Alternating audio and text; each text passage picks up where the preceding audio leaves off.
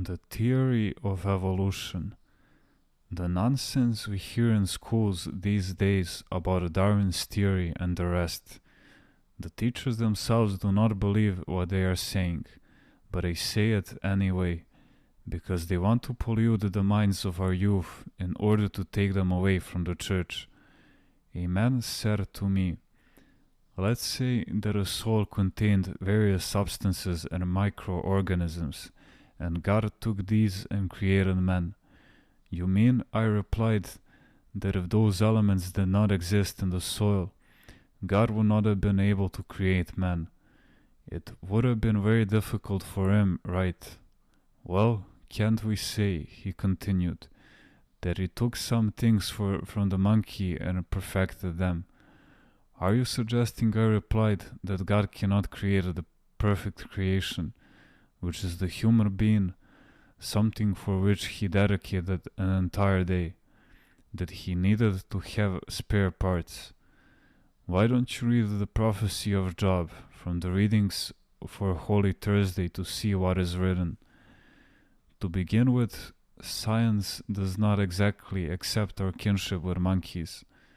Human beings have gone to the moon, and what have monkeys done? In all these years, have monkeys evolved enough to build a bicycle?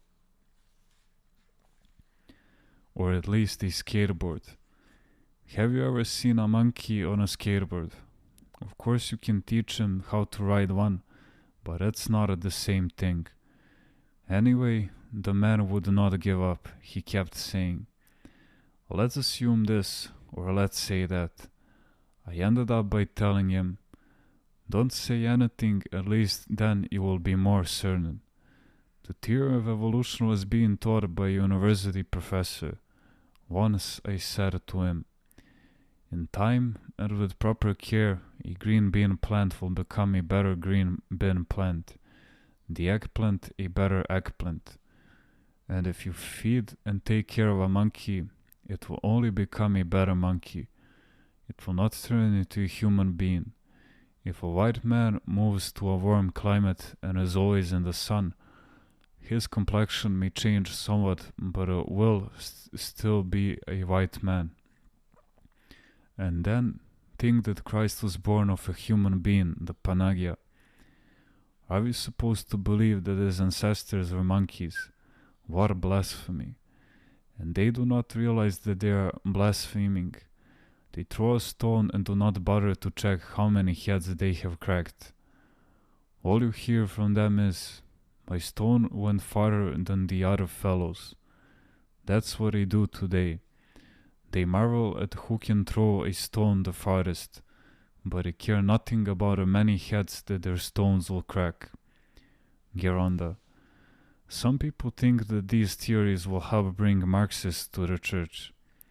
Well, maybe a few Marxists will come to the church at first, but then they will form a party and start giving orders. At this time you will go to church, at that time you will not go to church. Now do this, now do that. They will make rules for everything, and in the end they will say, "Who told you that there is a God? There is no God. The priests want to fool you." This is what will happen. The Marxists will use these well-intentioned Christians to achieve their own goal. Those Marxists who have a good disposition will come to the church, repent, and go to confession. Those who do not have a good disposition will never change.